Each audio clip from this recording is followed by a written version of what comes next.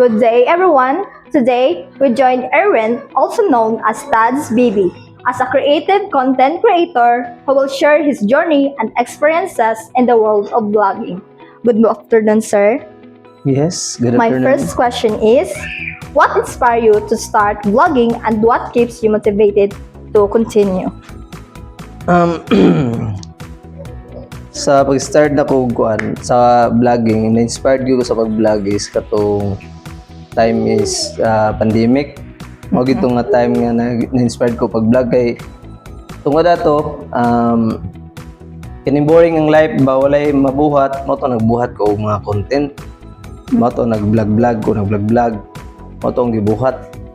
Mo to kini ang sa pag-vlog nako dako magagay tabang kining pag-vloga mo nang ako ning i-continue kina pag-vlog kay ang pag-vlogging is grabe ka importante pud sa kuha sa akong pamilya kay dako si tabang. Sige.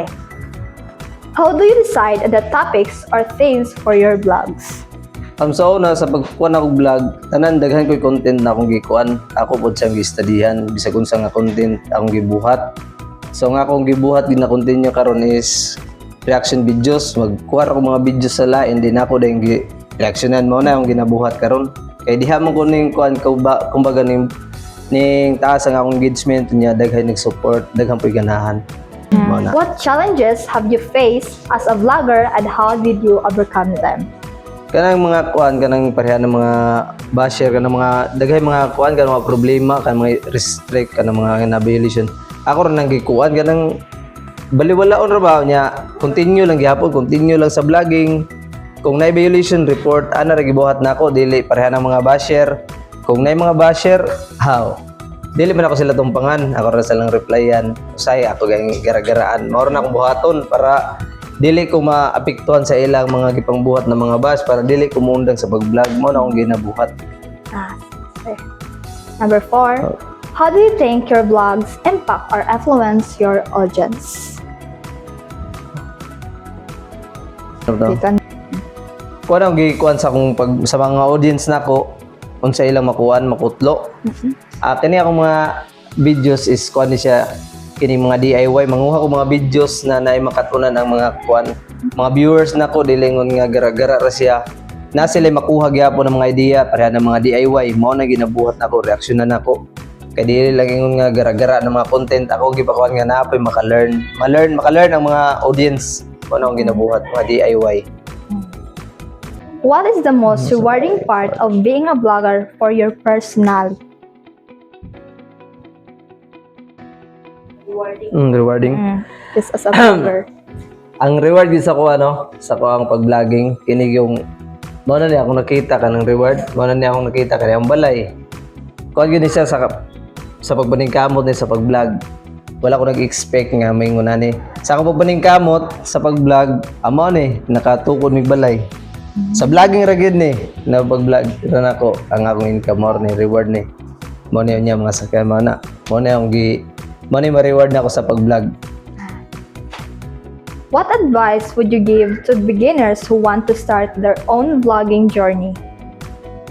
Ang akong mga konsela ka ng mga beginners kung sugod mo pag-vlog, continue lang mo sa pag-vlogging, dili mo og paglaom. Kung na-down mo karon, padayon ra gyapon tindog, continue lang. Ayaw ingon nga na-down ka karon, di na dayon ka. Dapat continue lang gyapon yung buhaton sa pag-vlog. Consistent sa ga-post kay nagay time nga mo down ang kuan, night time nga ma-violation ka.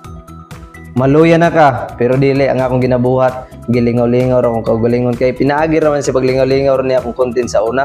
Pero wa ko nag-expect nga mga kwarta day ko. So, mo to, kung naay mga nagsugod na mga vlogger, continue lang sa pag-vlog. Ayaw ingon nga ning mag-expect gyud ka og kwarta permente. Hatag lang kag lingaw or makahatag og maka-learn sa mga uban ng mga content mo ni buhaton nimo. Ayaw ingon nga karon na failure ka kay di na dayon ka mo continue lang gyapon kay mabot dayon ang time nga mo success ra puga. Where do you see yourself and your channel in the future? Sa gikan karon siguro kung mag-continue lang ko sa akong pag-vlogging gikan karon mga gikar ko na tuig o sa man tong tuig or 10 years maabot. Siguro murag kung mapadayon ko permente murag sobra-sobra na guro ang kuan na reward murag grabe na nagkuan guro murag success na nagmaayo guro. Kung padayon lang nako pero kung dili na koy padayon wala zero.